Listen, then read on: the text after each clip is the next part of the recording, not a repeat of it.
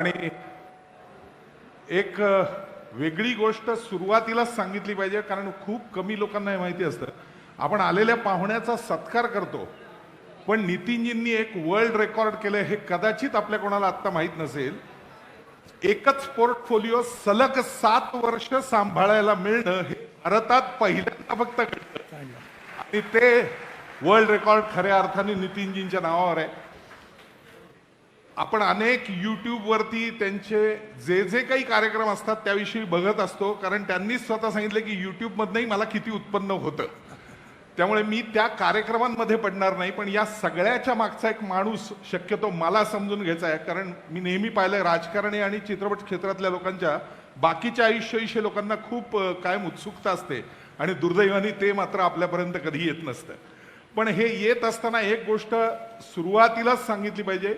त्याचं कारण असं, गतिशक्ती ही एक नवीन योजना घेऊन आदरणीय पंतप्रधानांबरोबर आपण आत्ता कार्यरत आहात. फार कमी लोकांना माहिती असेल की बोलताना आपण म्हणतो की रस्ते वाहतूक आणि महामार्ग विकास मंत्री, पण एकूण जवळ माझ्या माहितीनुसार 16 मंत्रालय एकत्र एका छताखाली आणून हा विषय सुरू केलाय. दुर्दैवाने हा नॅशनल लेवलला होतोय, गाव पातळीवरती अजून तसा विचार होत नाही. तर त्याच्या मागची मूळ संकल्पना जरा लोकांना फक्त सांगाल का? जसा आता आपण मोठा हायवे बांधतो, तर हायवे बांधताना आपण ऑप्टिक फायबर केबल ही टाकत नाही, कारण ते म्हणतो IT मिनिस्ट्रीचं काम आहे. आता गॅस पाईपलाईन आहे, आपण गॅस नेटवर्क, पॉवर नेटवर्क आणि वॉटर ग्रीड असे सगळे नेटवर्क उभे करतो, पण हे सगळे डिपार्टमेंट सायलोमध्ये काम करतात. त्यामुळे जसं आज मी जयंतरावांना मगाशी सांगितलं की सांगलीत जर 2000 एकर जागा मिळाली तर मी लॉजिस्टिक पार्क बांधेन, जिथून डायरेक्ट एक्सपोर्ट इम्पोर्ट होईल. द्राक्षाकरता आपल्याला pre cooling plant, cold storage ते राहील. पूर्ण सांगलीतून साखर तिथून एक्सपोर्ट होईल जगात कुठेही, आणि सगळं इथेच फॉर्मॅलिटी होतील. पण हे करताना सांगलीची आवश्यकता आहे की इथे विमानतळ नाही आहे. तर मी आत्ता अशा 29 रोड बनवले आहेत की जे रोड कम एअर स्ट्रीप आहे. तर मी म्हटलं तुम्ही मला जागा द्या, मी असा रोड बांधतो की साधारणतः 3.5 किलोमीटरचा कॉन्क्रीटचा त्या जागेत, की जिथे कुठलेही भारतातलं जगातलं मोठं विमानही उतरेल. जेव्हा आपण ट्रान्सपोर्ट बंद करू त्यावेळी विमान उतरेल, जसं रेल्वे फाटकासारखं आहे, आणि सांगलीला विमानतळी मिळेल. म्हणजे एकाच वेळी सगळ्या गोष्टीतलं इंटिग्रेशन आणि cooperation, coordination and communication between the stakeholders. तर आपल्याकडे जसं तुम्ही चांगला रस्ता बांधा तर टेलिफोनवाले वाटच पाहत राहते की केव्हा बांधला आणि केव्हा खोदायचा. लगेच 15 दिवसात ते खोदायला सुरू करतात. मग पाण्याचे पाईपलाईनवाले नेमकं चांगला रस्ता बांधला की ते खोदतात. त्यामुळे या डिपार्टमेंटमध्ये कोऑर्डिनेशन व्हावं असं त्याच्यात मोठ्या प्रमाणात केलं. अजून एक चांगली गोष्ट जी आहे की आता मी रस्ता बांधतो त्यामध्ये एक जागा असते, तर त्याच्यावर आता आम्ही ropeway, cable car, funicular railway, sky bus असे प्रपोजल आणले आहे, हायपर लूपसारखे. आणि आता मी माझ्याकडे डॉफल मेयर नावाची कंपनी आहे ऑस्ट्रियाची, त्यांनी प्रेझेंट केलं की फिलिपाईन्समध्ये आणि हाँगकाँगमध्ये हवेतून चालणारी 250 कॅपॅसिटीची बस त्यांनी दाखवली. तर आता ह्या सांगलीसारख्या, कारण मेट्रोचा खर्च 1 किलोमीटरला 350 कोटी आहे, आणि मी जी म्हणतो ती जास्तीत जास्त 15-20 कोटी रुपयात होईल. त्यामुळे तिकीट रेट कमी राहील आणि सांगली, सातारा, कोल्हापूर किंवा जळगाव अशा छोट्या शहरा, सोलापूर या शहराकरता ते उपयुक्त होईल. आणि सगळं ट्रान्सपोर्ट जर इलेक्ट्रिकवर झालं तर आपलं पेट्रोल डिझेल कमी होईल आणि प्रदूषण कमी होईल. नागपूरला अशी स्वस्तातली मेट्रो काहीतरी आणण्याचा प्रकल्प आपण संपूर्ण केलाय किंवा करताय, तसं इथं शक्य आहे का? आहे. आता सांगली महानगरपालिकेने पुढाकार घ्यावा. मी आत्ता व्हॉल्वो कंपनीचे चेअरमन मला भेटले, आणि याला एक रोड ट्रेन बस म्हणतात. तुम्ही जर युरोपमध्ये गेला तर जी ट्राम होते ना ती रुळावर चालते, तर रुळावरच्या ऐवजी टायरवर चालणारी ट्राम आहे, 2 डब्याची 3 डब्याची. तर मी आता नागपूरला पारडी नाक्यापासून ते हिंगणा नाक्यापर्यंत जवळपास 12 किलोमीटर व्हॉल्वोच्या सहकार्याने पहिला पायलट प्रोजेक्ट तयार करणार आहे. आणि मी ट्रान्सपोर्ट मंत्री म्हणून ही ट्रॉली बस किंवा रोड ट्रेन बसला मान्यता दिली आहे. आता याची सगळ्यात मोठी फायदा काय आहे की इलेक्ट्रिक बसमध्ये लिथियम आयन बॅटरी लागते. बरोबर. तिची कॉस्ट त्यामुळे बसची किंमत 1.5 कोटी रुपये आहे. आणि ही बस एअर कंडिशन चांगली होऊन ही केबलवर चालणार आहे. त्यामुळे याला बॅटरीची गरज नाही आहे. त्यामुळे याची कॉस्ट 50 ते 55 लाख रुपये आहे.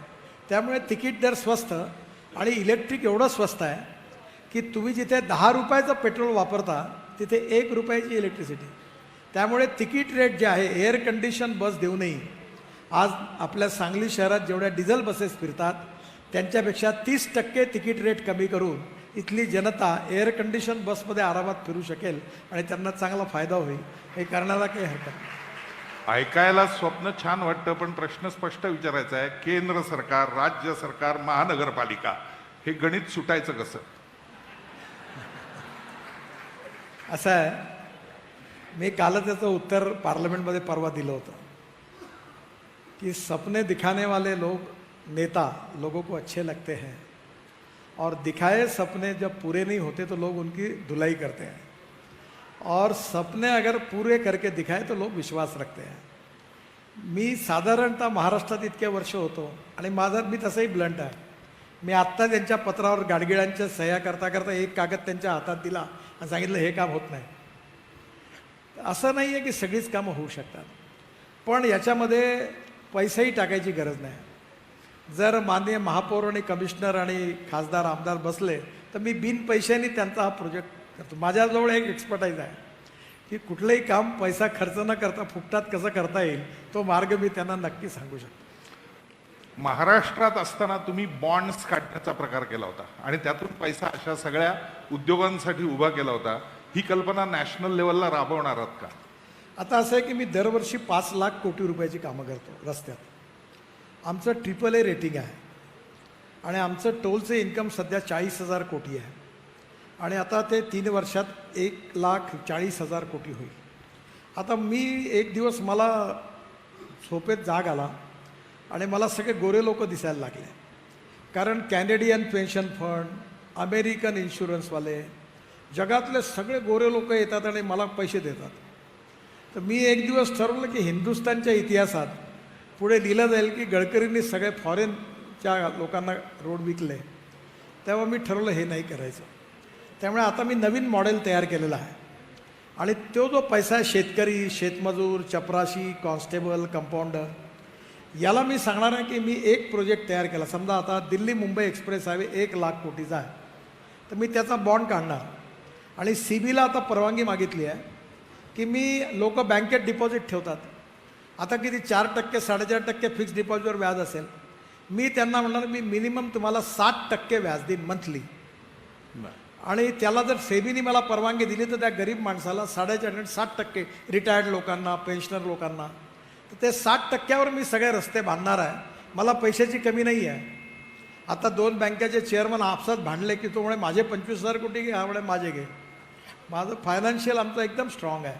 पण आता मी ठरवलं आहे की हिंदुस्थानमधल्या गरीब माणसाकडनं पैसा घ्यायचा, त्या गरीब माणसाला श्रीमंत करायचं, त्याला रोडचे रिटर्न द्यायचे आणि हा जो छोटा माणूस आहे, कॉन्स्टेबल आहे, कंपाऊंडर आहे, कर्मचारी आहे, चपराशी आहे, शेतमजूर आहे, त्याला 7% रिटर्न्स द्यायचे. मी तर 8% द्यायला तयार आहे, पण ते सेबीचं मला क्लिअरन्स पाहिजे ते देण्याकरतात, त्याच्यामुळे अडकला आहे. एकीकडे हे सगळे पैसे या पद्धतीने उभे राहतील असं म्हणताय, त्याचा योग्य विनियोग होण्यासाठी म्हणून काही वेगळा विचार करून ठेवलाय? आमच्याकडे योग्यच विनियोग आहे. माझं आव्हान आहे, मी एवढे तुमच्याकडे कामं केली आणि एक जरी कॉन्ट्रॅक्टर तुम्हाला मिळाला की मी गडकरींना भेटलो आणि माझं काम झालं असा मिळालं तर मला सांगा, मी पद सोडून देईन. अशी एकही गोष्ट होणार नाही. याचं कारण 100% corruption free, time bound, result oriented and quality कॉन्ट. हा एक गोष्ट खरी आहे, माझ्या शिव्या खाल्ल्या लोकांनी. आणि तुम्हालाही सांगतो की हे रस्ते, पूल, जयंतरावनी सांगितलं क्वालिटी चांगली आहे. मी सगळ्यांना सांगितलं ही भारतीय जनतेची संपत्ती आहे आणि तुम्ही खराब काम केलं तर हे उपरोधिक मी बोललो की तुम्हाला बुलडोझर खाली टाकून देईन म्हटलं. मी आता तेच विचारणार होतो की बरेच कॉन्ट्रॅक्टर असं म्हणतात की गडकरी फार बेकार दम देतात आणि त्यामुळे काम करायचं म्हणजे, आणि नुसता दम देतात असं नाही. आता आणखीन एक गोष्ट त्यांनी केली ती त्यांनीच सांगावी. तुम्ही हायस्पीडला काहीतरी चहाची टेस्ट घेतली असं कळलं. मी जेव्हा मुंबई पुणे एक्सप्रेस हायवे बांधला होता तेव्हा अजित गुलाबचंद जे आहे SCCचे, ते मी ते टेस्ट करायला गेलो होतो. तर RC सिन्हा समोर बसले होते, मी आणि अजित गुलाबचंद मागे बसलो होतो. आणि मी त्याला सांगितलं होतं, अजित मी 140 स्पीडवर माझ्या थर्मासमधून चहा काढून चहा पिणार आणि माझा चहाचा एक जरी थेंब सांडला तर याद रख तुला पुरा रस्ता उखडून काढून पुन्हा बनवावा लागेल. आणि मी तेवढ्या स्पीडनी चहा पिलो आणि एकही थेंब सांडला नाही. कारण मुंबई पुणे एक्सप्रेस हायवे आता मुंबई दिल्लीवर पण मी प्रयोग केला. फक्त फरक एवढा होता की मी चहा पिलो तेव्हा 180 किलोमीटर स्पीड होती आणि चहा पिलो पोटातलं पाणी हल्लं नाही. एवढी चांगली क्वालिटी. एक्सप्रेसवेची आठवण म्हणून फक्त सांगायचं आहे, त्यातले जे काही प्रॉब्लेम झाले ते तेव्हा मी VM जोग बरोबर ती फिल्म आणि सगळा विषय केला होता. त्यावेळेला सुद्धा पर्यावरणवादी आडवे आले आणि त्यामुळे काही घोळ झाले होते. आता इथून पुढं या बाबतीत काही वेगळी काळजी आपलं मंत्रालय घेतं का? बघा, पर्यावरणाच्या बाबतीमध्ये मी पण तेवढाच सेन्सिटिव्ह आहे. मी आता एक कायदा करतो आहे की आपल्या स्कूटरचे आणि गाड्यांचे जे कर्कश हॉर्न वाजतात ना, त्याच्याऐवजी बासरीचा स्वर आला पाहिजे, माउथ ऑर्गनचा स्वर आला पाहिजे, तबल्याचा स्वर.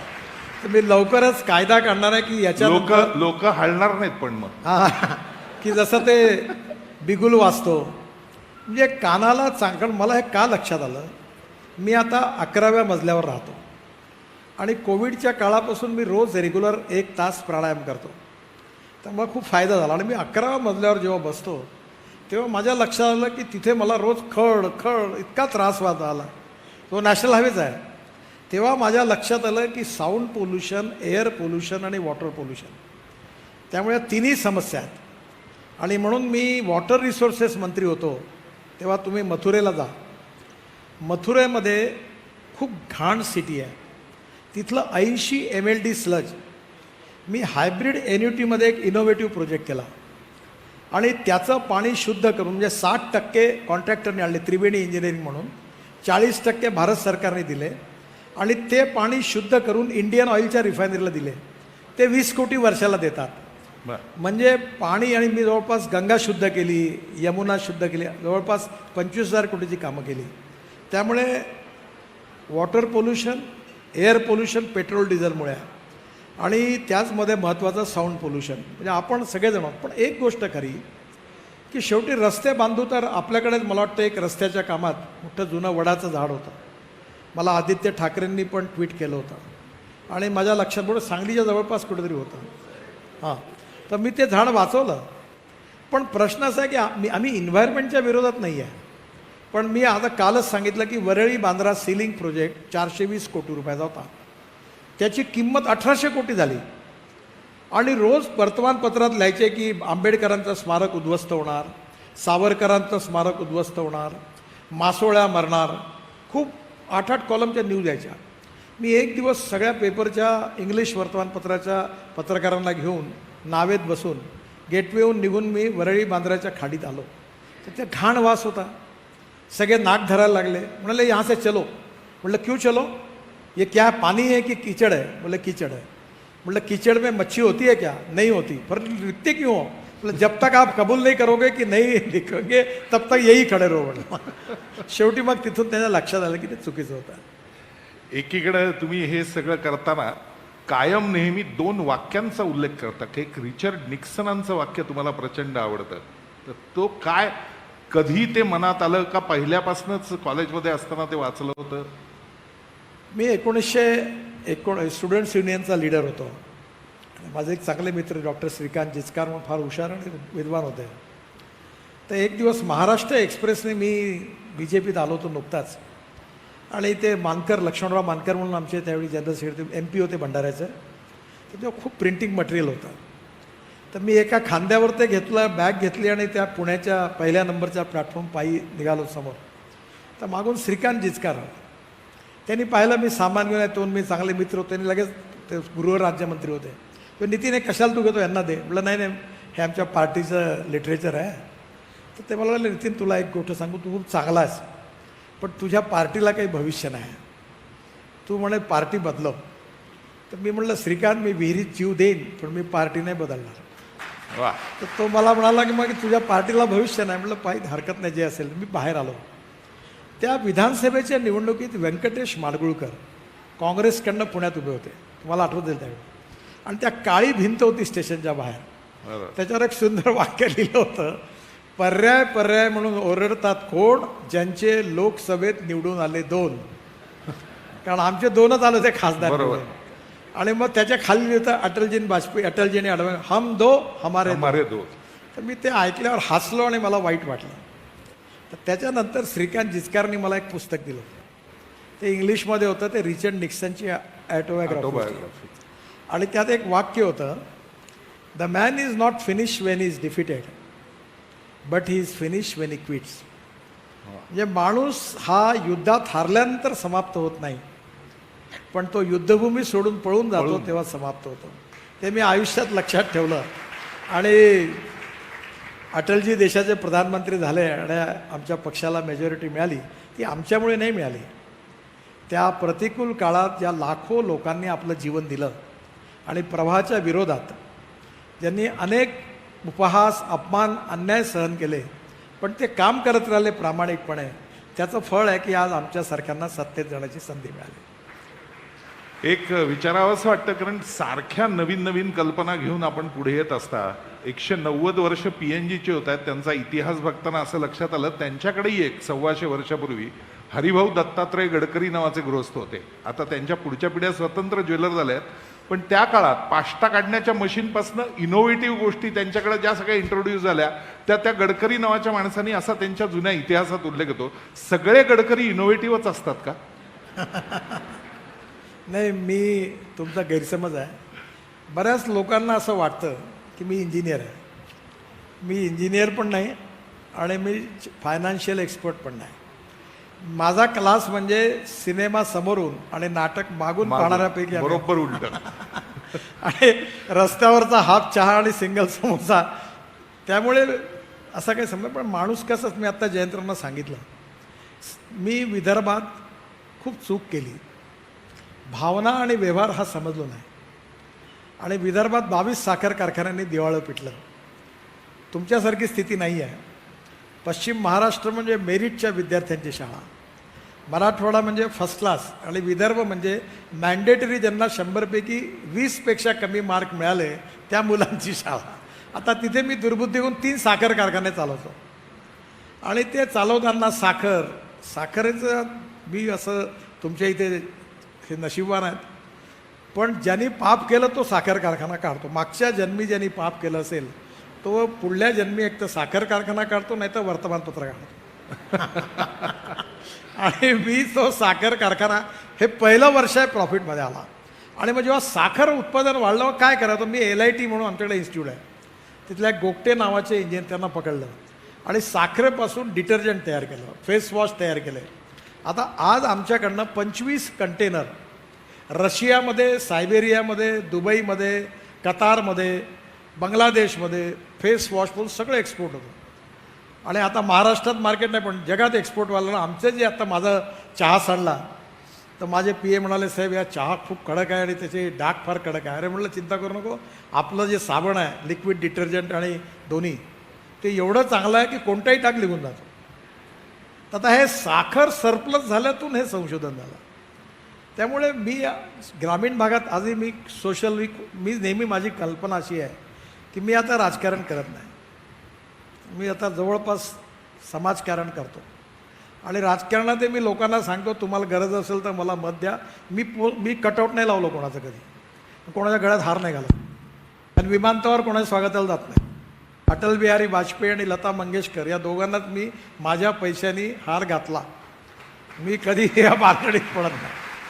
आता परवा मी नागपूरला, ते ताजबाग म्हणून आहे मोठा, तर तिथला चेअरमन माझा मित्र आहे चांगला, प्यारे खान म्हणून. तर त्यांनी मी खूप 200 कोटी महाराष्ट्र सरकारच्यातून माझ्या पैशातून खूप सुंदर बांधला आहे. आणि ते जगातले मुस्लिम तिथे येतात, हिंदूही पण जातात. ताजुद्दीन बाबा, मी तिथे माझी भेट होती. तर 5-1 हजार मुसलमानांनी माझं खूप स्वागत केलं, गुलाबाचे फुलं उधळले, अत्तराच्या बाटल्या टाकल्या. मग मी भाषणात त्यांना म्हटलं, आज इतना अत्तर फेक रहे हो, गुलाब का फूल वोटिंग के दिन कहाँ भागे थे. कारण मला तिथे सगळे 25, 30, 40 मतं मिळाली होती. ते म्हणाले साहब इस बार वोट नहीं दिया, अगले बार देख लेना बोले. आप चिंता मत करो, जो वोट देंगे उनका भी काम करूंगा और जो नहीं देंगे उनका भी करूंगा. आणि म्हणून राजकारणामध्ये हा आपला विरोधक, तो आपला समर्थक, कायदेशीर काम सगळ्यांचंच केलं पाहिजे. कारण मंत्री हा पक्षाचा नसतो, तो सरकारचा असतो. सरकारचा. तर मी तेच प्रिन्सिपल पाळायचा प्रयत्न करतो. बोलता तुम्ही म्हणलात की मी गाडीवर साधा चहा पिणारा का. तुमची एकूणच पण खाण्यापिण्याची आवड वर्षानुवर्ष, म्हणजे मला आठवतंय त्यानुसार 88-89ला ज्यावेळेला प्रचार सभा पुण्यातली संपली तेव्हा तुम्ही विचारलं तर चांगली भेळ कुठं मिळेल, आणि सारसबागेपाशी आपण रात्री भेळ खायला एकत्र गेल्याची आठवण अजूनही आहे. अजूनही ती सगळी आवड तशीच जपता का? नाही, आता थोडे माझी अडचण, मी झेडप्लसमध्ये आहे. ते पोलीसवाले मला सोडत नाही. आताही पुण्यामध्ये मी 10, 10:30, 11 झाले की मी म्हणतो आता झालं, मी झोपायला चाललो, तुम्ही जा. आणि मग सारंगकाळेची गाडी घेऊन आम्ही दोघंजण निघतो. आणि आता ते तुम्हाला हॉटेल सांगत नाही, पण आता ते मस्तानी माहिती आहे. बाकीचे डेक्कनवरचे एक राऊंड मारतो. पण कधी ना कधी आता वेळ कमी असतो. पण मी एक गोष्ट बघा, तुमचं वजन तेवढं कमी नाही झालं. मी 135 किलो होतो, आता मी फक्त 93 किलो आहे. माझी खाण्यावरची नियत नाही गेली, पण खाण्याचा एकदम व्हॉल्यूम खूपच कमी झाला. मी आता कमी खातो. मला रोलसाठी वाढवावं लागलं आणि ते अजून चालूच आहे. नाही तर मला कमी करायची इच्छा आहे, त्यावेळेला येणार नक्की भेटायला. की तुमचा काय सांगलीचा भडंग ना. भडंग. मी ते नीता केळकर नेहमी दिल्लीला येते, तर मला एकाने सांगितलं की तुमच्याकडे काही काम असेल तर पहिले समोसा, भडंग, चिवडा दिला घेऊन. एक आणखीन गमतीशीर भाग, किती लोक दिल्लीला प्रत्यक्ष या सगळ्या लोकांना भेटायला किंवा जातात माहित नाही, राजकारणातले नेहमी जात असतात. मला नेहमी गंमत वाटते की माणसं आपल्या बरोबरच्या गोष्टींमधनं मोठी होतात, त्यांचे विचार आसपास बरेचदा परिणामकारक असतात. पण नितीनजींचं घर पाहिल्यावर मला जरा धक्काच बसला होता. कारण एका बाजूला मनमोहन सिंगांचं आणि एका बाजूला सोनिया गांधींचं, मध्ये आपला बंगला. अशा वातावरणात दिल्लीत राहतात. एवढं याच्यातलं एक चांगलं आहे जे आत्ता सांगितलं मी, की दिल्लीला माझ्या बंगल्यात कधी तुम्ही आले सकाळी, मोर. 7-8 मोर आहेत. मोर आहेत. आणि ते ग्रुपनी येतात आणि सकाळी ते 7 वाजता टकटक करतात. आणि ते काय करतात, सोनिया गांधींच्या घरून उठतात, माझ्या घरी येतात, आणि माझ्या घरून उडून ते मनमोहन सिंगांच्या घरी जातात. तर मी म्हणलं या मोरांना काही पार्टी नाही आहे. हे सर्व पक्षी आहेत. किंवा त्यांनी ठरवलं असेल पोटभर जेवण गडकरींकडं, ब्रेकफास्ट तिकडं आणि मौन तिकडं. अशी शक्यता. पण एक सहज म्हणून विचारायचं आहे की या सगळ्या गोष्टी सातत्याने चालू असताना बरेचदा आपण म्हणलात की मी राजकारण करताना विरोधी पक्ष किंवा इतर असं बघत नाही, थोडंफार तरी पार्टी म्हणून उजवडावा होत असेल ना, पण की आपल्याला नाही, जिथे चांगलं बघा, काम करायचंय. मी संघाचा स्वयंसेवक आहे. RSS BJPची विचारधारा it is a part of my life conviction. त्या विचारधारेशी मी आयुष्यात कॉम्प्रोमाइज करणार नाही. पण जरी माझा विचार आणि पार्टी काही असली तरी पण हा समाज आपला आहे, हा देश आपला आहे. आणि politics is a instrument of socio economic transformation. म्हणजे राजकारण म्हणजे केवळ सत्ताकारण नाही आहे. आपण याची व्याख्याही केली की सत्ताकारण म्हणजेच राजकारण समजलो. राजकारण हे धर्मकारण, समाजकारण आणि विकासकारण आहे. आणि त्यामुळे सामाजिक कार्य करणं हा देखील राजकारणाचाच भाग आहे. राष्ट्रकारण म्हणजे देशाकरता काम करणं हाही राजकारणाचा भाग आहे. दुर्दैवाने आपल्याकडे आपल्या महाराष्ट्राची परंपरा चांगली आहे. यशवंतराव चव्हाण, म्हणजे वसंतराव नाईक, वसंतदादा पाटील, त्या काळात असं कुठं वातावरण नव्हतं जे आज आहे. आजही पवारसाहेबांकडे मी अनेक वेळा भेटतो, त्याच्यातून 90% वेळ ऊस, शेती, एक्सपोर्ट, शेतकरी स्थिती याच्यात चर्चा होते. आणि अनेक गोष्टी एकमेकाला सुचवतात. त्यामुळे आपण राजकारणामध्ये सत्ताकारणाच्या मर्यादा आहेत. प्रत्येकाला आपली पार्टी आहे, राजकारण आहे. पण राजकारणात आपण एकमेकाचे वैचारिक विरोधक आहोत, दुश्मन नाही आहोत. हे समजून जर राजकारण केलं आणि सगळ्यांच्या समाजाच्या हिताकरता केलं, तोच खरा अर्थ अभिप्रेत आहे असं मला वाटतं. असं नेहमी म्हणतात की काही गोष्टी पूर्ण कराव्याच लागतात. त्यातली एक असते बालहट्ट, दुसरी राजहट्ट आणि तिसरा स्त्री हट्ट. एक खूप मोठं आशिया खंडाचं रेकॉर्ड एक टनेल बांधून आपण करताय, ते स्त्री हट्टापायी होतंय. हे खरं आहे का जोशीला? नाही नाही, म्हणजे मी तुम्हाला एक वहिनींनी इच्छा व्यक्त केली होती आणि नाही, माझ्याकडे फार चांगलं आहे. मी आणि नरेंद्र मोदी एका विचाराचे आहोत. की आमदाराच्या पोटातून आमदार तयार नाही झाला पाहिजे, खासदाराच्या पोटातून खासदार नाही तयार झाला पाहिजे, मंत्र्याच्या पोटातून मंत्री नाही तयार. हां, याचा अर्थ कोणाचा मुलगा असणं गुन्हा नाही. जनतेने म्हणावं की याला तिकीट मिळालं पाहिजे, जरूर द्या, पण त्याच्या आईवडिलांनी म्हणावं की माझ्या मुलाला तिकीट द्या हे नाही.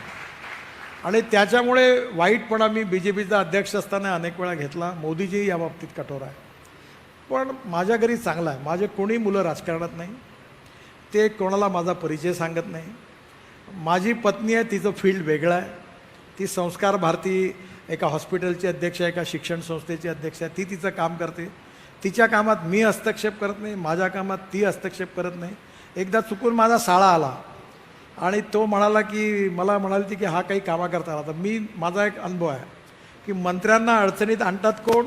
बायको, नाही तर साळा, आणि नाही तर चहापेक्षा किटली गरम म्हणजे प्रायव्हेट सेक्रेटरी. तर मी त्या साळ्याला बोलावलं, त्याला म्हटलं बाबा तुझं काम असेल तर माझ्याकडे ये, पुन्हा लोकांचं काम घेऊन तू नेतागिरी करायची तुझा संबंध नाही, तू या धनगडीत नाही पडायचं. मग ते जोझीला हे वहिनींनी काहीतरी असं की मला सरळ नाही, आम्ही पाहायला गेलो होतो. काय झालं की जोझीला तुम्हाला सगळ्यांना विनंती आहे की स्वित्झर्लंडपेक्षा सुंदर आहे. म्हणजे श्रीनगर आणि लद्दाख आणि लेह याला जोडणारा रस्ता आहे तो. आणि लद्दाख लेहपासून मनालीपर्यंत मी आता एक टनेल बांधली, अटल टनेल. ती 8 मिनिटात होते, 3.5 ते रोहतांग पासच्या खाली 3.5 तास लागतात, ते आता 8 मिनिटात झालं. आणि तिथून 4 टनेल बांधणार आहे लद्दाख लेहला. आणि लद्दाख लेहवरून एक शेडमोर टनेल आहे, ती आता पूर्ण होते आहे, ती मोठी आहे खूप. आणि झोजिला ही 14 किलोमीटर आहे आणि आशिया खंडातली सगळ्यात मोठी आहे. आशिया खंडातली. आणि तिथे समोरून असं पाहिलं तर आपलं बाबा अमरनाथचं दिसतं वरती. आणि तिथे इतकं सुंदर, मला ते ॲडव्हेंचर स्पोर्ट, 5 स्टार हॉटेल आणि खूप चांगलं टुरिझम डेव्हलप. मी तिथल्या गव्हर्नरशी बोललो आहे आणि माझी इच्छा आहे की लोकांनी स्वित्झर्लंडपेक्षा तिथे इतकं बर्फ पडतो आहे आणि -6 डिग्री आहे. आणि ते टनेल, आता हा जो हॉल आहे ना याच्यापेक्षा 1.5 पट मोठा टनेल आहे. आणि आतमध्ये 1000 कामगार काम करून आले आहेत आणि तिथलं टेम्परेचर आता -6 डिग्री आहे. एवढा ते जेवण खाण सगळं आतमध्ये नेलं आहे. आणि ती 2026 साली पूर्ण होणार होती. ती मी आग्रह केला की 2024मध्ये पूर्ण करणार आहोत. ती 12,000 कोटी रुपये तिचं एस्टिमेट होतं आणि त्यामध्ये आम्ही 5,000 कोटी वाचवले आणि आता ती 24च्या आत पूर्ण होणार. थोडक्यात इथून पुढे अमरनाथच्या यात्रेला किंवा जाताना आपण भारतातनच तिथपर्यंत पोहोचणार. अमरनाथ नाही, हे जे चीनमध्ये आपलं मानसरोवर आहे, मानसरोवर, त्याला आपण जातो इकडनं सिक्कीममधून किंवा चायनामधनं किंवा नेपाळमधनं तर किंवा आता पिथोरागड जो आहे, मी आता बद्रीनाथ, केदारनाथ, गंगोत्री, यमुनोत्री हे वर्षभर चालू राहणार. पहिले ऑल सीझन रोड बांधला, पहिले 6 महिनेच जाऊ शकत होतो. आता त्याच्या पलीकडे मी पिथोरागडहून रस्ता बांधतो आहे, नेपाळ आणि चायनाच्या ह्याच्यातून. त्याचं -6 डिग्री, -4 डिग्री हे आहे. ऑस्ट्रेलियातून एक टनेल मशीन आणली, मग ती जात नव्हती. मग ती हेलिकॉप्टरमध्ये माझे मित्र होते एअर व्हाईस मार्शल, मग त्या हेलिकॉप्टरमधले पार्ट्स काढले, त्याच्यात ती घातली, तिथे उतरवली आहे आणि तिचं 85% काम पूर्ण झालं आहे. आणि मला विश्वास आहे की 1 वर्षाच्या आत आता भारतातूनच आपण मानस सरोवरापर्यंत पोहोचू शकतो. वा. बोलताना मगाशी आपण म्हणलात की सगळ्यात जास्त आणि एक राजकारणाला गोष्ट तुम्हाला सांगतो, ही तुम्हाला आश्चर्याची असेल की मी जेव्हा जेव्हा भारतात कानाकोपऱ्यात फिरतो, सिक्कीममध्ये, अरुणाचल, मेघालय, त्रिपुरा, आणि हटकून सगळ्यात जास्त लोक मला कुठे भेटत, जोजीला ते भेटले, अहो गडकरी आम्ही पुण्यावर आलो आहे आवाज देऊन. आणि सगळे पश्चिम महाराष्ट्र, कोल्हापूर, सांगली, सातारा, पुणे या भागातले टुरिस्ट सगळ्यात जास्त रेकॉर्ड आहे, सगळ्या भारतात फिरतात आणि जगात देखील प्रत्येक ठिकाणी भेटतात. एवढं टुरिझम इकडे. मगाशी बोलताना आपण म्हणलात की सगळ्यात जास्त राजकारण्यांना अडचणीत कोण आणतं, तर बायको, तिच्या जवळची माणसं, मेव्हणे वगैरे वगैरे. असं सगळ्यांकरतात नसतं ते, नाही अपवाद आहेत. मला फक्त प्रश्न विचारायचा आहे फार पूर्वी, पण आपण राजकारणात असतानाच म्हणून मुद्दाम वहिनींना न सांगता त्यांच्या घरावरती तुम्ही बुलडोझर फिरवला होता का? नाही, असं नाही फिरलं. इथे एक राधा नावाच्या महाराष्ट्र सरकारमध्ये IAS ऑफिसर होत्या, त्या आता केंद्रात गेल्या. त्यांची पहिली अपॉइंटमेंट झाली होती, त्या रामटेकच्या SD होत्या. तेव्हा रामटेकचा आतला रस्ता मोठा करता मधुकरराव किंमतकर म्हणून माझे मित्रच होते, ते आमदार होते. तर त्यांनी तिथे तो रस्ता मोठा होणं म्हणून आंदोलन केलं. आता मग तो रस्ता मोठा करतात लोकांची घरं जात होती. तर मग मी ते राधा माझ्याकडे आल्या आणि तेव्हा मी पालकमंत्री होतो. त्या मला म्हणाल्या की सर ये रास्ता बड़ा करना होगा तो इसमें लोगों के घर जा रहे हैं वो आंदोलन कर रहे हैं. तो म्हणलं तोड डालो, एक सूर्याची रेष फाडा आणि जे येतील ते तोडून टाका. तोडून टाक. मग त्या मला म्हणाला कि आपको पता है इसमें वो भाभी जी के पिताजी का घर है. मतलब मुझे पता है, उनको मत बताओ. म्हटलं आप एक बार डालो और बुलडोजर लेके एक दिन तुडवा दो, सब जो देखा जाएगा. म्हटलं बार ती तोडून टाकलं. हां. मग ती मला एकदम म्हणाली अहो म्हणे तुम्ही तोडलं तर तोडलं, पण तोडायच्या आधी सांगितलं असतं तर आम्हीच आमच्या हाताने तोडून ठेवलं असतं बाबांनी. म्हणतं कसं करता तुम्ही का? अरे वा. अशा काही गोष्टी ज्या वेळेला घडतात त्या प्रत्येक वेळेला म्हणजे आपण आज PNGच्या 190व्या वर्षाच्या ह्याच्यात आहोत म्हणून विचारायचं आहे, काही कधी आठवत आहे का वैशिष्ट्यपूर्ण आवडलेला न दाखवता बायकोला एखादा दागिना प्रेझेंट केलाय? PN गाडगीळमधूनच घेतलाय.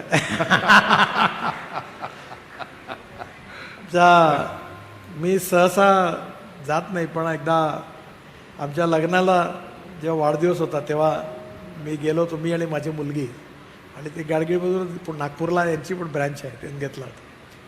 आणि त्यांच्याकडनंच घेतला होता. जे काही सण नॉर्मल माणसाच्या आयुष्यात असतात ते सगळे तुम्ही असे कधी पाळलेत असं झालंय की बाबा मी तुम्हाला पाडवा केलाय, एक वाढदिवस गोष्ट सांगतो.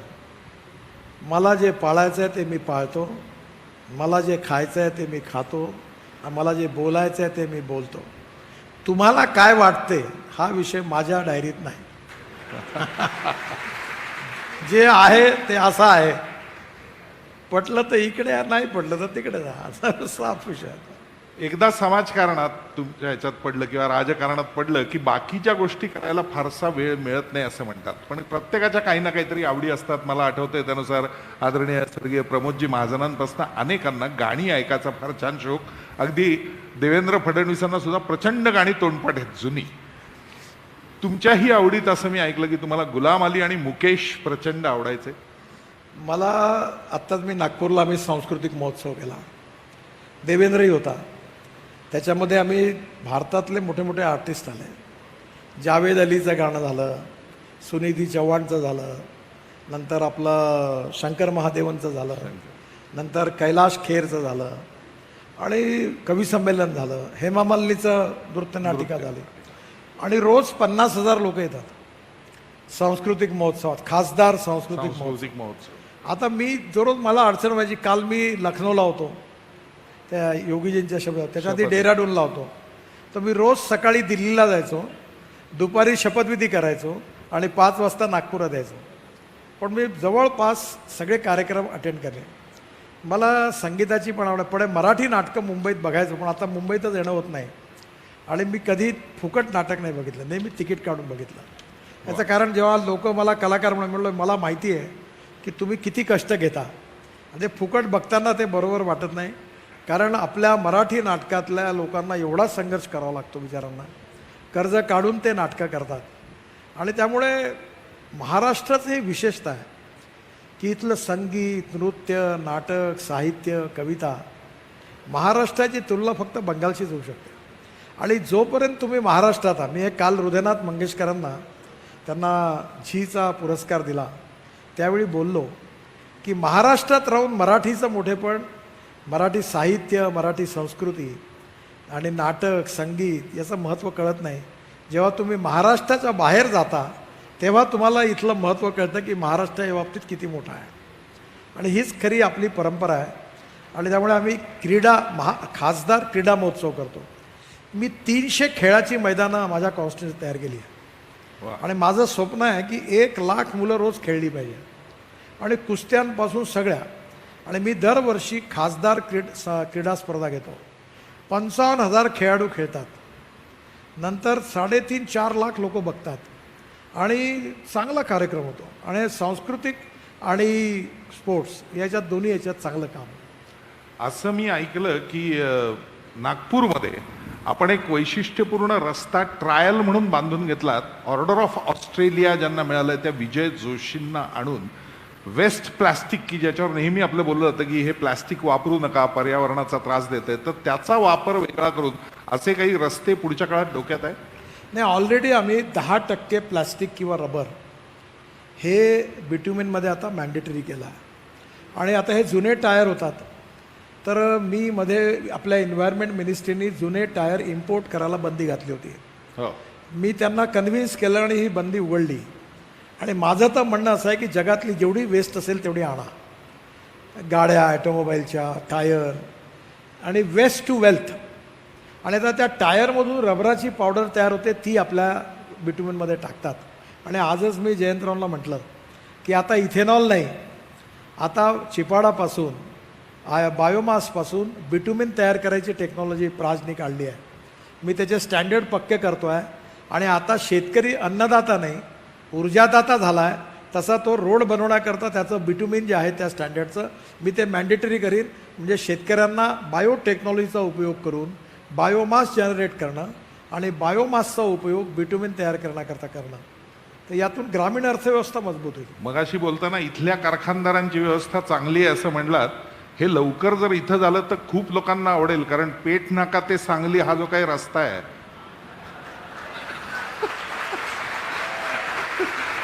त्याला याचा उपयोग निश्चित होईल असं वाटतं, कारण कायम मी येत आजच असतो. घोषणा केली की हा रस्त्याचं काम DPR फायनल होईल, 3 महिन्यात टेंडर निघेल आणि जास्तीत जास्त 4 महिन्याच्या आत या कामाला सुरुवात होईल. मगाशी संजय काका नेहमी त्याचा आग्रह करत होते. मला आज लक्षात आलं की लोकांनी एवढ्या टाळ्या वाजवल्या, याचा अर्थ रस्ता खूपच खराब आहे. कायम येत असतो त्यामुळे जाणवतं. शेवटच्या 2-3 गोष्टी. मगाशी आपण पुस्तकाचा उल्लेख केलात की जिचकार साहेबांनी आपल्याला दिलं होतं. जुन्या काळातले मित्र अगदी लॅम्बरेटा असल्यापासूनच आहे, कधी वर्षात एकदा असं काही कुठल्या मित्रांचं भेटणं किंवा असं काही घडतं का? हां, बिलकुल भेटत असतं. आम्ही सगळे शाळेतले मित्र, शाळेतले शिक्षक, नंतर माझे मित्र अजूनही भेटतात. वाचन अजूनही चालू आहे का? कमी होतं, कारण काय झालं की भेटणाऱ्यांची संख्या खूप वाढली. आता मी कोविड नव्हता तेव्हा 2000 लोकांना ॲव्हरेज भेटायचं. आताही पण माझ्याकडे एक अटल बिहारी वाजपेयींनी मला एक चांगली गोष्ट सांगितली. त्यामुळे नितीन, आयुष्यात लक्षात ठेव की घरी भेटायला आलेल्या माणसाला भेटल्याशिवाय तू निघून गेला असं कधी करू नको.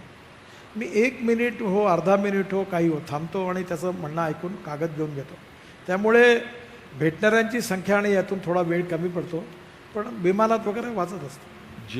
म्हणजे अप्रतिम चांगलं चटकदार खायची कायम तुम्हाला आवड आहे, पण स्वतः कधी स्वयंपाक करण्याचा प्रयत्न केलाय का? मी यावेळी यूट्यूबवरून कोविडच्या काळात रिकामा वेळ मिळाला तर मी अनेक पदार्थ बनवायला शिकलो. आणि म्हणजे त्यातलं आश्चर्य असं की माझ्या नातवाने माझ्या बायको सांगितलं की आजी तुझ्या हातची पावभाजी नको, ते यांच्या हातची, आबाच्या हातचीच पाहिजे. मी बऱ्याच गोष्टी शिकलोय. ती प्रोफिशियन्सी तुमच्यात कायम आहे. हातात घेतलं की त्यातलं टॉपमोस्टच करायचं हा विषय गडकरींच्याकडे कायम असतो असं वाटतंय. माझ्याकडे एक चायनीज शेफ आहे दिल्लीत, तर मी त्याला ताज बंगालमध्ये ट्रेनिंग करायला पाठवतो. त्याला चायनीज चांगलं होतं. तर तिथल्या मॅनेजरनी मला सांगितलं कि बोले हमारे यहाँ ये सिस्टम नहीं है शेफ को सिखाने की. Sir this is a problem. मैंने बोला तुम्हारा होटल कौन से जगह पर खड़ा है पता है क्या तुमको? बोले हमारा पोर्ट ट्रस्ट के है. मतलब उसका मंत्री मैं हूँ, नियम मुझे मत सिखाना, मेरे शेफ को भेज रहा हूँ, उसको 10 दिन ट्रेनिंग देके पूरा अच्छा ट्रेन करके भेजना, नहीं तो तुम्हारी लीज कैंसिल करूँगा. तुम्ही सगळीकडे सांगता की आता मी पूर्ण दिल्लीत स्थिरावलोय, महाराष्ट्रात आता नाही, मी पूर्ण भारताचा विचार करतोय. पण खाण्याच्या बाबतीत दिल्ली तुम्हाला कधी आवडत नव्हतं असा पूर्वीचा काळ होता एक, आणि मुंबईचं खाणं मी मिस करतोय असं सुरुवातीला तुम्ही म्हणत होता. मुंबईसारखं फूड जगात नाही आहे. आणि मुंबईमध्ये रात्री 12 वाजताही कमी पैशात खायला. दिल्लीत गेले तुम्ही की आलू परोठा, पनीर, ह्याच्याशिवाय काहीच नाही मिळत. सगळीकडे तेच असतं. पण मग आता काय परिस्थिती आहे? नाही, आता माझ्याकडे सगळे 4 शेफ आहेत. सगळ्या प्रकारे घरी व्यवस्था. शेवटाकडे येत असताना फक्त आपण जसं रॅपिड फायर असतो तसा एक प्रश्न, म्हणजे त्या प्रत्येक ह्याच्यात एक उत्तर अपेक्षित 2 पैकी. क्रिकेट तुमचं खूप आवडतंय असंही ऐकलेलं आहे, तर वन डे का test? One day. Fast Gadkari काय आहेत ते पटकन कळेल. वेंगसरकर का कृष्णमाचारी श्रीकांत?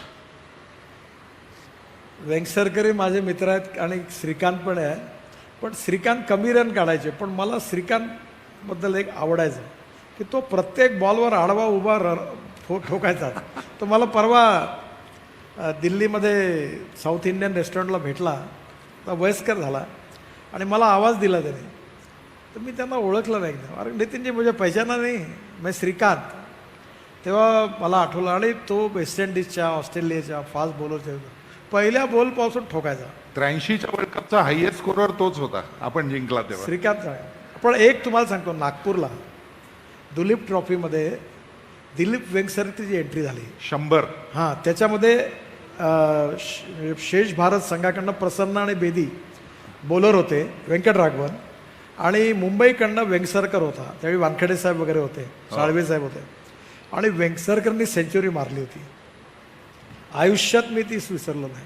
क्या बात. त्यांनी प्रसन्न आणि बेदीला 4 आणि 6 मारत एवढं ठोकून काढलं होतं की त्यांनी आयुष्यात इमॅजिन नसेल केलं. वेंगसरकर पण चांगला बसला. येस. मगाशी विचारलेला प्रश्न, मुकेश जास्त आवडता का गुलाम अली? मला मुकेश आवडतो. मिसळ का भजी? मिसळ. गोडामध्ये श्रीखंड का बासुंदी? दोन्ही खात नाही आता. मुंबई का नागपूर? चितळेचं श्रीखंड खातो पण. आहेत सगळे समोर. मुंबई का नागपूर? मला नागपूरच आवडतं. थोडा वेगळा प्रश्न, राष्ट्रवादी का शिवसेना? मला भाजप आवडतं. भाजप. नाही, या दोन पैकी असा प्रश्न आहे. नाही, असा काही त्यातला चॉईस, कारण मी भाजपचा असल्यामुळे आवड पहिली भाजपच आहे. बर. सगळ्याच विरोधकांचं कामही मी तितक्याच ममतेनी करतो म्हणलात, म्हणून ममता का केजरीवाल? तुम्हाला आश्चर्य वाटेल, दोघेही माझे अतिशय चांगले मित्र आहेत. आणि ममताजी जेव्हा मला भेटायला आल्या दिल्लीत, तेव्हा फक्त त्या प्रधानमंत्र्यांना आणि मलाच भेटल्या होत्या. त्यांनी एवढ्या मडक्यामध्ये बंगालमधून रसगुल्ले आणले होते. आणि मला एक मी भाग्यवान आहे. मी परवा पार्लमेंटमध्ये बोललो की एका पार्टीमधला नेता आपल्या पार्टीतल्या नेत्याला पसंत करत नाही, पण मी परवा पार्लमेंटमध्ये असताना सर्व पक्षाच्या 75 फारुख अब्दुल्लापासून तर ओवेसीपर्यंत सगळ्यांनी मला धन्यवाद दिला, अभिनंदन दिलं. तर मी म्हटलं, खरोखर मला याचा आनंद आहे की पार्लमेंटमध्ये सगळ्या पक्षाच्या लोकांनी मला धन्यवाद दिला. मी तुमचा खूप आभारी आहे. आणि म्हणून मला नागपुरातही अडचण नाही. आणि मी कधी फरक नाही करत. माझ्याकडे काँग्रेसचे, राष्ट्रवादीचे, शिवसेनेचे कार्यकर्ते तेवढ्याच विश्वासाने येतात, व्यक्तिगत कामं करता येतात. आणि मी कधी कामामध्ये राजकारण नाही केलं. हां, इलेक्शनच्या 15 दिवस माझी पार्टी, आमचा उमेदवार आणि राजकारण केलं. नंतरच्या काळामध्ये असं कधी नाही राहिलं. खास नागपुरी असं तुमचं बोलणं अनेकदा आम्ही ऐकलंय, म्हणून विचारायचं आहे, दिल्लीत काम करता म्हणून, मराठी का हिंदी? एक मला दिल्लीत गेल्यामुळे तसं मी, कसं आहे, तुम्हाला इकडे पुणे म्हणजे मुंबईच्या इकडे हिंदी नाही आहेत, पण मला नागपूरला काय की जुनं मध्य प्रदेश, बरोबर, छत्तीसगड हे सगळं नागपूरचा पार्ट होता. त्यामुळे आम्हाला नॅचरल हिंदी बोलता येतं. त्यामुळे मला दिल्लीत गेल्यामुळे हिंदीची अडचण नाही आहे. किंबहुना मी मराठीपेक्षा हिंदी जास्त बोलतो, चांगलं बोलतो असं म्हणतात. आणि हळूहळू मला कोविडमुळे आणि जुन्या याच्यावर इंग्लिशमध्ये बोलायची सवय झाली. त्यामुळे आता इंग्लिश, मराठी आणि हिंदी तिन्ही याच्यात बोलण्याची सवय झाली, ती प्रॅक्टिसने झाली. त्यामुळे जशी आता केरळमध्ये तुम्ही जाल तर केरळ, कर्नाटक, तामिळनाडू, तिथे तुम्हाला हिंदी बोलता येत नाही, काहीच नाही, कारण तिथे इंग्लिश बोलल्याशिवाय पर्यायच नाही. त्यामुळे मी BJPचा अध्यक्ष होतो, केरळमध्ये पब्लिक मिटिंग, तामिळनाडूमध्ये इंग्लिशमध्येच बोलावं लागतं. खरं तर अनेक गोष्टी मनात आहेत, अनेक विषयांवरती त्यांच्याशी बोलायची इच्छा आहे, पण आज मुळातच थोडा आपल्याला उशीर झालेला आहे. तरीही अगदी शेवटचा प्रश्न महत्त्वाचा, कारण आपण शेवटी 190 वर्ष ज्या पिढीची पूर्ण झाली त्यासाठी आलोय. आणि त्यातला एक खूप म्हणजे सहज वाचताना असं लक्षात आलं की मार्गशीर्ष शुद्ध सप्तमी गुरुवार 1832 साली या पिढीची स्थापना झाली. ऐतिहासिकदृष्ट्या पुढं प्रचंड प्रसार होणाऱ्या हिंदवी स्वराज्यावरचं एक संकट याच तिथीला त्याच वारी झालं होतं. मार्गशीर्ष सप्तमी शुद्ध सप्तमी गुरुवार याच दिवशी अफजल खानाचा वध शिवाजी महाराजांनी केला होता. त्यामुळे सहजगत्या स्थापना होताना हिंदवी स्वराज्य पुढे जे मोठं झालं ते या पहिल्या संकटानंतर, आणि पेढीची स्थापना ही मार्गशीर्ष शुद्ध सप्तमीचीच. पण 7 पिढ्या आजपर्यंत 190 वर्ष एकत्र काम करताना आपल्याला दिसत आहेत. या पुढच्या पिढीसाठी तुमचा संदेश काय असेल? असं आहे, एंटरप्रिनरशिप ही रिसोर्सेस आणि टेक्नॉलॉजीपेक्षा महत्त्वाची आहे. आपल्याकडे बिझनेस ॲडमिनिस्ट्रेशनचं कॉलेज आहे, पण एंटरप्रिनरशिपचं नाही आहे. आणि म्हणून ही जी जुन्या लोकांनी, चितळे किंवा गाडगीळ यांच्यामध्ये एंटरप्रिनरशिप होती. त्यामुळे मी 2 गोष्टी नेहमी सांगतो की innovation, entrepreneurship, science, technology, research, skilled and successful practices, याला आपण नॉलेज म्हणतो. And conversion of knowledge into wealth is the future. आणि त्यामुळे निश्चितपणे ही एंटरप्रिनरशिप जी आहे ही सगळ्यात मोठी ताकद आहे. दुसरं एक खूप सुंदर कविता आहे आणि ती मराठी माणसांनी नेहमीच ऐकली पाहिजे. ती पुण्यातल्या कवयित्री बहुतेक लिमये त्यांची आहे. घर असावे घरासारखे नकोच नुसत्या भिंती, तिथे असावा प्रेम जिव्हाळा नकोच नुसती नाती. त्या कवितेतलं एक सुंदर वाक्य आहे की त्या शब्दांना अर्थ असावा नकोच नुसती वाणी, अश्रुतूनही प्रीत झिरपावे नकोच नुसते पाणी. तर ते आर्थिक विकासाच्या बरोबर परिवार देखील तसाच 7 पिढ्या एकत्रित राहायला, तसाच पुढे राहायला पाहिजे. ही देखील भांडवली गुंतवणुकीपेक्षा आणि टेक्नॉलॉजीपेक्षा जास्त महत्त्वाची गोष्ट आहे असं मला वाटतं. वा, आदरणीय सुधीर दादा इथे आहेत. महाराष्ट्रात एक गोष्ट आणखीन अगदी शेवटाकडे असं म्हणून महत्त्वाची असते. पू आणि ल ही 2 अक्षरं ज्यांना जोडली जातात ती माणसं कायमच डोक्यावर घेतली जातात सर्व अर्थाने. पु ल देशपांडे साहित्यात असेल, गडकरी हे नाव बदलून पुलकरी हे नाव महाराष्ट्रात असताना आपलं झालेलं होतं जेव्हा हे सगळे विषय सुरू झाले. इथे 3 पूल बांधून त्यांच्याही बाबतीत पु ल गाडगीळ असं सुरू झालं. मला म्हणायचं आहे असं की एकीकडं हा सगळा विकास आणि सगळ्या गोष्टी एकीकडं सुधीरदादांपासून सगळ्यांच्या सुरू आहेत. कदाचित कोल्हापूरच्या जवळचे एअरपोर्टला जोडणारे रस्ते किंवा इतर सगळे ज्याचे आपण योजना मांडल्यात, सांगली आणि कोल्हापूर असं ट्विन सिटी पुढं होऊ शकेल असं काही कल्पना डोक्यात आहे का? माझा तो विषय पण नाही आहे. पण मी आत्ता जयंतरावांना असं सांगितलं की मी पुणे ते बेंगलोर, मुंबई ते बेंगलोर असा नवीन मार्ग बांधतो आहे आणि तो सगळा दुष्काळी भागातून सांगली जिल्ह्यातला जातो, सातारा जिल्ह्यातला जातो. तर त्या भागामध्ये जर काही इंडस्ट्रीयल क्लस्टर्स, स्मार्ट सिटीज अशा जर विकसित केल्या तर त्या भागाचाही पण मोठा विकास होऊ शकतो. आणि आता पुणे, कोल्हापूर, सांगली पुष्कळ सॅच्युरेट झाल्या आहेत. त्यामुळे हे ट्विन सिटी करण्यापेक्षा नवीन खेडी जी आहेत ती सॅटेलाईट सिटी म्हणून चांगली डेव्हलप केली तर ते जास्त चांगलं होईल असं मला वाटतं. क्या बात आहे. खरं तर अनेकांचे प्रश्न अजूनही असू शकतात, अनेक डेव्हलपमेंटच्या गोष्टी, कारण करणाऱ्या माणसाकडेच लोक सगळ्यात जास्त धावतात, हा आजवरचा अनुभव आहे.